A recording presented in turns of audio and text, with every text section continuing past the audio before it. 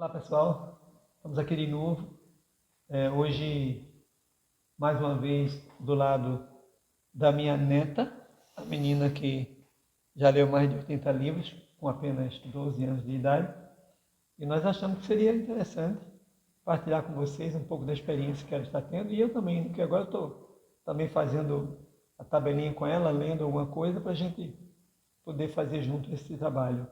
Hoje vamos analisar o livro O Pequeno Príncipe, de Anthony de Saint-Exupéry. Nome meio complicado de pronunciar, né? Ele é um escritor e ilustrador francês, era um piloto também, tanto que o livro Pequeno Príncipe é todo ilustrado por ele e outros livros que ele escreveu. Não era um desenhista profissional, mas ele ilustrava bem, tanto é que algumas dessas ilustrações hoje estão no mundo inteiro, gente fazendo tatuagem, colocando em camisa. É fascinante isso. Bom, a sua obra mais importante foi essa que nós estamos analisando, que ele escreveu em 1943, ali no contexto da Segunda Guerra Mundial. Daí a visão dele sobre essa questão da desigualdade, da falta de amor entre os homens, da comparação constante que ele faz com a inocência das crianças, né, com a subjetividade das crianças. Outras obras dele, Coreia do Sul, O Aviador, Voo Noturno, Terra dos Homens e Carta a um Refém. Anthony de Saint-Exupéry morreu em um voo que foi abatido por um caça alemão. Seu corpo jamais foi encontrado. O avião também que ele estava não foi encontrado. Depois de muito tempo, encontraram o avião, mas não o escritor, né? Ficou desaparecido por muito tempo. E agora há pouco, aí, 1990, alguma coisa assim, um pescador encontrou uma pulseirazinha de prata, gravado o nome dele e o nome da esposa, né? Que muitos supõem, muitos estudiosos afirmam que a rosa tão falada do Pequeno Príncipe, que vai do começo até o fim do livro, praticamente, seria a sua esposa, o grande amor da sua vida, né? Bom, qual é o tema do Pequeno Príncipe, né? É uma categoria que não foi muito fácil encontrar, mas a gente deduziu aqui que seria o sentido da vida a partir da postura de uma pessoa crescida ou de uma ingênua criança, porque ele vai fazer esse paralelo também no começo ao fim do livro. Toda hora ele está falando, fazendo uma crítica às pessoas crescidas, né? Em contraposição ao olhar de uma criança, ao modo como a criança vê o mundo e as pessoas. Bom, trata-se de uma fábula infantil, que muitos dizem que foi escrita para adultos, porque é bem complexa, né?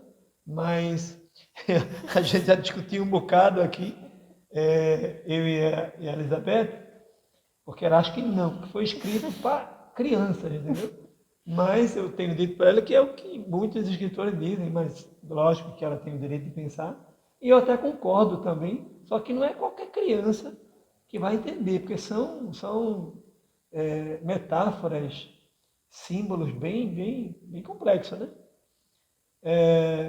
Esse livro já foram vendidos 120 milhões de exemplares, tá? É o segundo livro mais traduzido no mundo, só perde para a Bíblia, Elizabeth. Só perde para a Bíblia. O segundo livro mais traduzido no mundo, imagina, né? Então, assim, ele conta mais ou menos a história de um homem, piloto de avião, que vivia sozinho, assim, sem ter com quem falasse verdadeiramente, profundamente, como ele gostaria, né? Que ele queria referir-se, né? Fazer emergir a criança que estava dentro dele, e ele não conseguia, porque o primeiro desenho dele já foi bloqueado pelos adultos que não entendiam, e ele teve que partir para outro tipo de atividade e outras formas de desenho, né? Então ele tem o seu avião quebrado e fica lá encalhado no deserto de Saara. E nesse deserto ele encontra o Pequeno Príncipe. Esse Pequeno Príncipe morava sozinho em um pequeno planeta, onde existiam 3 vulcões, 2 valendo, né, botando fogo para fora, e um extinto, né? E lá também ele tinha uma rosa, né, cuja semente veio de fora e caiu lá no planetinha pequeno dele, que era um planeta que ele podia, a poucos passos, já encerrar ali o ambiente e a extensão do lugar. E ali ele cuida dessa semente, rega bem, e surge uma linda flor, e eles começam a dialogar e termina que o Pequeno Príncipe se apaixona por aquela rosa, que vai ser também, vai ter um certo protagonismo no livro, do começo ao fim. Então, essa rosa, o Pequeno Príncipe é de tal modo afetado por ela, né? Porque ela parece orgulhosa, presunçosa, se acha que é a única, que é inigualável, né? E ele começa a perceber que ele está realmente gostando muito dela e ela está tendo um certo domínio sobre ele, e aí ele resolve fugir disso, né? E aí quando começa a viagem dele por 6 planetas e o 7º é a Terra, ele chega aqui e encontra muita coisa interessante, vamos já falar sobre elas, ok? Outra coisa interessante é que muitos estudiosos dizem afirmam que o livro é considerado uma autobiografia. Muita coisa existe no livro comum na vida dele. Ele, por exemplo, sofreu um grave acidente bem antes de 1943. Ali pelo deserto do Saara, o avião quebra e ele se livra e consegue sobreviver por um milagre, né? Então isso também tem alguma coisa a ver com o que ele conta lá de um piloto, que também o avião quebra e ele vai parar no deserto do Saara. Além disso, tem também a questão da esposa, né? A Consuelo, que era uma latina com sangue nos olhos, linda e assim, muito atraente e com uma personalidade muito forte, né? E isso aparece também na personificação da Rosa, por quem ele se apaixona, né? Inclusive, ele esteve aqui no Brasil, porque ele tinha uma rota que ia até a Argentina e tinha que passar aqui pelo Brasil. Geralmente ele parava ali em Florianópolis. Eu nem te contei isso que eu descobri, Elizabeth. Inclusive, lá em Florianópolis tem uma rua com o nome Pequeno Príncipe, em homenagem a ele, porque ele passou por lá, né? E então, assim, a questão do piloto também, que ele era também um piloto e gostava de estar sempre voando, né? Especialmente à noite, ele via as estrelas, e as estrelas tinham um certo efeito na vida dele, né? E também durante o dia ele percebia, e ele gostava de estar mais perto do céu do que dos homens. Então isso tudo remete às coisas que vão acontecer ali na narrativa dele no livro O Pequeno Príncipe. Então, como da semana passada, nós vamos aqui começar uma tabelinha com a Elizabeth, vendo aqui, se não me engano, nós separamos 6 conceitos chaves do livro, né? O primeiro deles é a pessoa crescida, que é um conceito que ele usa do começo ao fim do livro. Pessoa crescida, Elizabeth. Tá com seu nome. Oh, corta. Peraí. Muito bem, o primeiro conceito, entre esses 6 que nós separamos, é o conceito de pessoa crescida. Eu fiquei impressionado porque ele usa essa expressão do começo ao final do livro. Pessoa crescida, na perspectiva do livro, são pessoas que não entendem as crianças, não conseguem entrar no mundo das crianças. São pessoas que se importam muito com as aparências das coisas, não com a essência, com as quantidades das coisas, né? O que, de modo geral, nos importa, que nós que somos adultos, né, pessoas crescidas, quando crescemos, são as coisas quantitativas, as coisas materiais, né? Perdemos aquela inocência, aquela subjetividade típica da criança. E não nos maravilhamos mais com aquilo que contemplamos, né? Uma criança consegue se maravilhar com coisas simples. O segundo conceito é o conceito do ato de questionar. Que o Pequeno Príncipe era uma pessoa que fazia muitas perguntas, como as crianças. O questionamento é importante para o aprendizado, porque leva a pensar. Que a gente começa a questionar as coisas, a gente começa a questionar o que a gente não sabe e adquirir conhecimento. Eu conheço uma pessoa muito perto de mim que é virada no questionamento. Tudo que a gente fala, ela tem que questionar. E isso é maravilhoso, né? Eu gosto, porque a minha formação é em filosofia, né? E eu gosto dessa coisa de as pessoas me questionarem, que me força a pensar mais, a refletir mais, a me aprofundar mais. E às vezes até a ceder, dependendo da pessoa que questiona. Muitas vezes Elizabeth ganha de mim, com 12 anos de idade, mas ela chega junto na sua argumentação e termina me convencendo, inclusive, sobre algumas coisas do próprio livro, né? O terceiro conceito-chave é a questão da grande árvore baobás, né? Que coisa interessante esse negócio da grande árvore baobás. Segundo o Pequeno Príncipe, as árvores baobás eram sementes ruins, tá? que infestavam o seu planeta. E então havia no seu planeta muitos arbustos desse tipo. E o planeta era pequeno. Se ele vacilasse, seria fatal para o planeta. E especialmente para a sua rosa, porque aquelas pequenas arbustos iam tornar árvores frondosas, como são os baobás, e iam matar, fazer morrer a flor, porque o sol não teria mais condição de chegar até ela. Então, por isso que ele pede no começo do livro, para que o piloto desenhe uma ovelha. Ele precisava de uma ovelha para comer os pequenos arbustos, para que não se tornassem grandes árvores baobás. E assim ele protegeria a sua amada rosa, né? Uma outra coisa que é dito lá é que, quando pequenos, eles se confundem com roseiras, e aí fica muito difícil de distingui-los. Então, por isso que tinha que destruir logo tudo. E essa coisa porque o Saint-Exupéry, ele não era um devoto religioso, mas ele tinha princípios, né, religiosos que ele mantinha. E ele leu muito a Bíblia, ele conhecia o Novo Testamento, conhecia tudo sobre o sacrifício de Cristo e sobre os conceitos de Jesus, inclusive como Jesus via a questão das crianças, né? Porque o próprio Jesus disse que quem não se tornasse como uma criança não entraria no reino de Deus. Então, assim, essa coisa de os pequenos arbustos de baobás se confundirem com as roseiras, lembra também aquele conceito de Jesus falando do joio e do trigo, que eles cresciam juntos, né? E que ele, o próprio Jesus, se encarregaria de fazer, de ceifar, de separar o trigo do joio, que eram muito semelhantes. Então, assim, hoje, nós encontramos muitas pessoas diante de nós que parecem ser religiosas, mas não são. Tem aparência, mas não é. É como Paulo diz no livro de Romanos 7, verso 29, que o povo de Deus é como a areia do mar, mas somente o remanescente será salvo. Então, Paulo distingue o remanescente do povo geral, que é aqueles que são crentes apenas nominais, não são crentes de fato, né? E o outro conceito-chave é a efemeridade, que é o que está ameaçado de desaparecimento próximo. E o geógrafo diz que as rosas são efêmeras.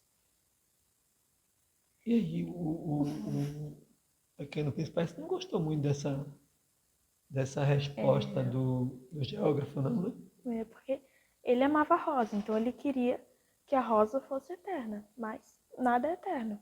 É verdade. E nós vamos perceber, inclusive, que o amor deles, né, era muito intenso, aquele amor assim, de muito amor e muito ódio, de muita entrega e também de infidelidade da parte dele e da parte dela. E nós vamos chegar num momento aí do livro que parece que ele chega à dedução que ela é comum como todas as outras, e foi nesse período que ele afastou-se dela. Isso remete justamente a esse período de viagem do Pequeno Príncipe, que se afastou também da rosa. E aí ele conheceu, nós vamos ver daqui a pouco, ele conheceu outros campos cheios de rosas e viu que a dele não era essas coisas todas, era comum como as outras. Então isso remete, provavelmente, ao momento difícil que ele viveu, quando traiu a sua esposa e foi traído também, né? Bom, o outro conceito-chave é essa arte de cativar uns aos outros, né? Na conversa com a raposa que esse conceito aparece, né? Quando a raposa diz que cativar é uma coisa que caiu em grande esquecimento. Então, quando se pensa no mundo das pessoas grandes, né, dos adultos, isso de fato acontece. As pessoas adultas vivem loucos atrás de se manter, aquela coisa toda, que Jesus até se referiu, dizendo, olha, não se preocupem com o que hão de comer, se vestir, mas é isso que é a preocupação hoje da grande maioria das pessoas adultas, né? Falta aquela tranquilidade, aquela confiança, aquela esperança, aquele jeito ingênuo de ser das crianças. Então a raposa parece certa quando diz que é uma coisa que caiu em grande esquecimento, porque hoje em dia, nesse mundo secularizado, de relações online, de individualidade, poucas pessoas conseguem cativar ou ser cativadas por outras, né? Ele diz também que cativar significa criar laços, né? E ele chega a dizer, se você me cativar, nós teremos necessidade um do outro. Então, me cativa. Até o Pequeno Príncipe chega a dizer, não tenho tempo para isso. Quer dizer, ele tem um momento de adulto na criança, né? E aí, logo depois vai ter um outro papo com, com a raposa, e a raposa vai convencê-lo da necessidade realmente de parar um pouco, de estar com ele, e eles se tornam grandes amigos.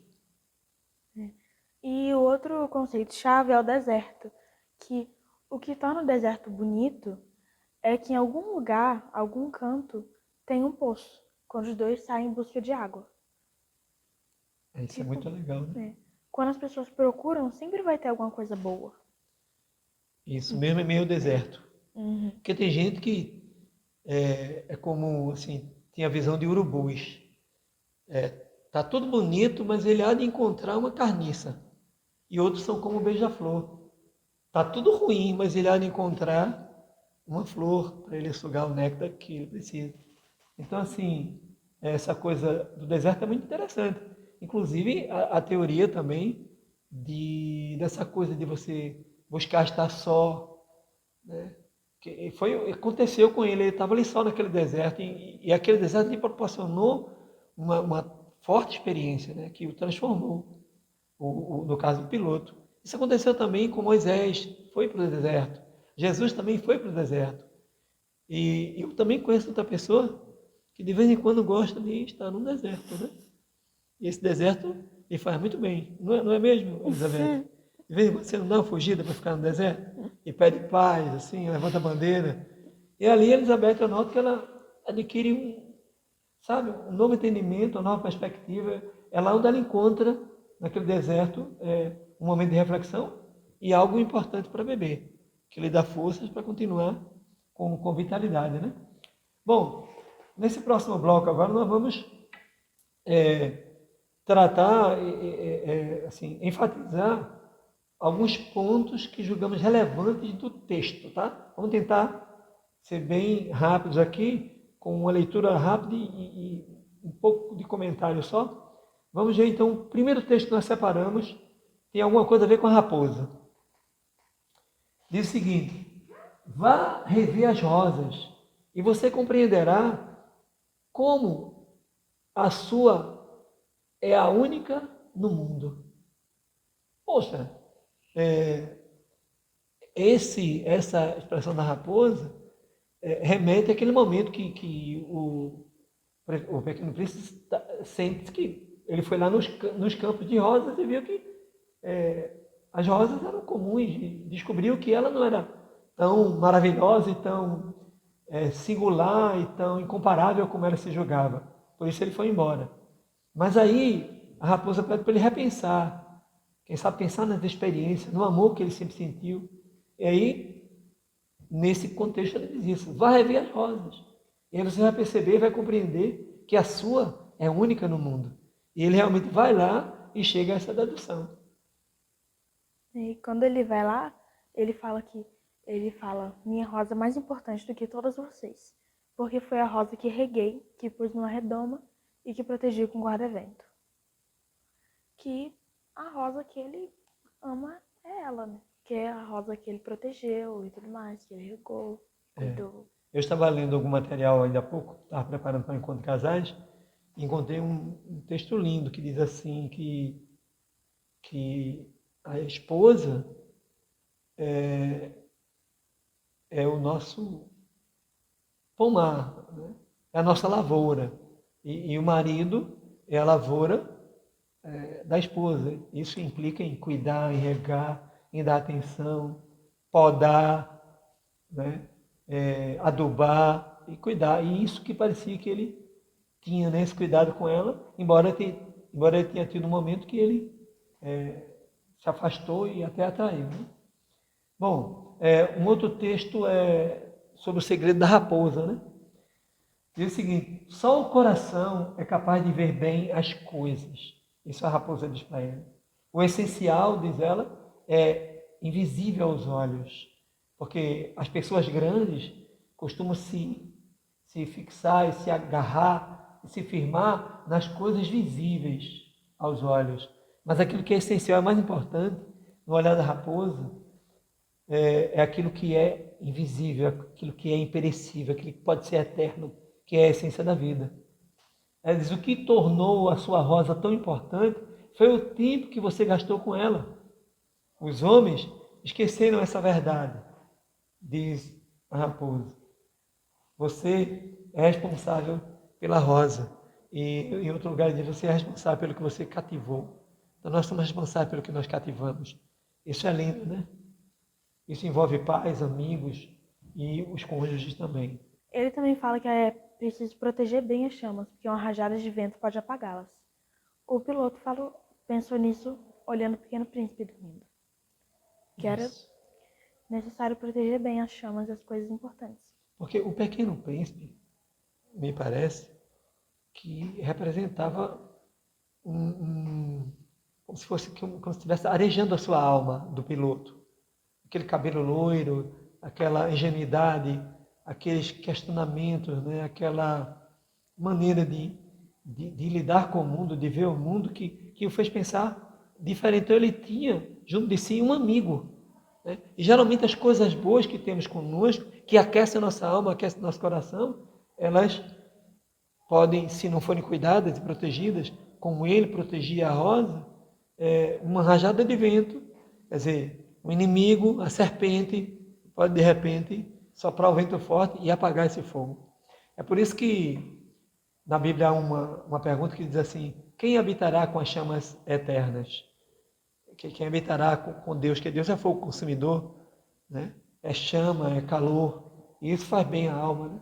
Mas se nós não guardarmos isso, não protegermos, podemos correr o risco de perder. Né? Outra ideia que eu achei, quando ele chega na Terra e descreve a Terra, é uma descrição muito interessante, porque essa descrição relembra os 6 planetas por onde ele passou. A Terra, com aproximadamente 2 milhões de pessoas crescidas, ou seja, o domínio da Terra é de pessoas crescidas, então não é um lugar tão bom. Tanto é que a sementezinha da rosa, a grande paixão, o grande amor do Pequeno Príncipe, veio de fora, né? do planeta que ele estava. Né? E a ideia do livro é que parece que as coisas boas vêm de fora da Terra. O Pequeno Príncipe veio de fora, né? Encontrou o piloto na Terra. Aí diz que milhões de pessoas crescidas, 111 reis, que é aquele rei que ele encontrou primeiro, o autocrata, né? Que não tinha ninguém para reinar, mas ele se achava, 7 mil geógrafos, né? 900 mil homens de negócios, inúmeros bêbados, vaidosos e inúmeros acendedores de lampiões. Né? Então, assim, ele remete, ele encontra na Terra, mais ou menos, ele encontra na Terra a junção de cada um dos personagens que ele encontrou em planetas, personagens que viviam isolados naqueles planetas. Ele agora traz para a realidade. Então dá a impressão que a viagem dele foi uma espécie de preparação para quando ele chegasse na Terra, para ele encontrar todos aqueles personagens de novo, caracterizados, como ele chama, de pessoas grandes, né? Adultos, e com uma carência da visão infantil da criança. E no encontro com a serpente, no deserto, ele falou que tinha problemas com a flor, por isso que ele saiu do planeta dele. Isso é comum a gente pensar, né? Porque o fato de nós amarmos alguém, você ama sua mãe, mas você tem problemas de casamento com ela. Eu amo a minha mãe, amo a minha esposa, né? Amo o meu pai, mas tive sérios problemas com o meu pai. Mas isso não indica que eu preciso deixar de amar. Ele disse, eu tenho um problema, porque foi aquele orgulho, aquela pretensiosidade dela e que mexeu com ele, que levou ele a fugir daquele amor que ele está sentindo aprisionado por ela. Mas lá fora ele começou a perceber o valor dela e começou a sentir vontade de voltar para ela. Um outro texto é, diante do eco que ele encontrou na terra, ele disse, homens sem imaginação só repetem o que lhes é dito. A gente pode entender isso como sendo uma alegoria, né? Uma metáfora, há uma realidade que existe entre nós hoje, que são pessoas que não gostam de ler, não gostam de se deter, não gostam de pensar, de refletir, querem tudo pronto, né? Não querem usar a imaginação, e isso é um bem tremendo quando a gente lê, é um exercício maravilhoso a gente criar, imaginar tudo aquilo que a gente está lendo, né? E isso, inclusive, hoje é uma das críticas mais pesadas às metodologias pedagógicas, né? Por isso hoje se fala muito da pedagogia ativa, onde se quer tornar o aluno protagonista do ensino, em que ele se envolva, que ele pense, que ele construa algo com aquilo que ele aprendeu. E não é uma coisa... Eu mesmo sou professor e tenho sentido dificuldade com a maioria dos alunos, porque eles querem tudo pronto. Eles querem a aulinha lá e a provinha no final e acabou. Então, assim, não querem pensar, não querem se dar o trabalho de... tive agora uma experiência, fui convidado para dar aula para o teológico, né, mesmo depois de aposentado, me senti muito feliz com a honra, e de novo mexi com os meninos nessa perspectiva. Resultado, os meninos chiam, reclamam, mas ao final eu tenho ali, porque eu costumo sempre construir alguma coisa com base naquilo que nós estudamos. E o que nós construímos agora foram vídeos científicos. Então foram 6 equipes produzindo 6 vídeos, cada um mais maravilhoso do que o outro. Inclusive um deles, que foi o melhor de todos, foi editado pelo meu amigo Daniel, que está aqui filmando. Filmando esse videozinho para a gente aqui, tá? Foi o vídeo de maior destaque. E diante das rosas, o pequeno príncipe descobriu que a sua flor não era única no universo. Ela dizia ser única, mas não era única. E o pequeno príncipe se sentiu envergonhado ao saber disso, e chorou quando descobriu que possuía uma rosa comum. Isso foi chocante para ele, né? Foi. Num certo momento. Depois ele percebe que realmente ela não é comum. Única. Muitas vezes a gente sente esse sentimento de tornar comum outras pessoas além do cônjuge, né? E em algum momento a gente volta a perceber o valor que aquela pessoa tem, né? Bom, pessoal, terminamos essa aventura através do livro Pequeno Príncipe, mas lembre-se, Ler um bom livro é como conversar com o universo, onde construímos nossa história e saímos de lá agraciados. quanto ao mais, irmãos, tudo que é verdadeiro, tudo que é honesto, tudo que é justo, tudo que é puro, tudo que é amável, tudo que é de boa fama, se há alguma virtude e se há algum louvor, nisso pensai. Filipenses 4, verso 8. Até a próxima, pessoal.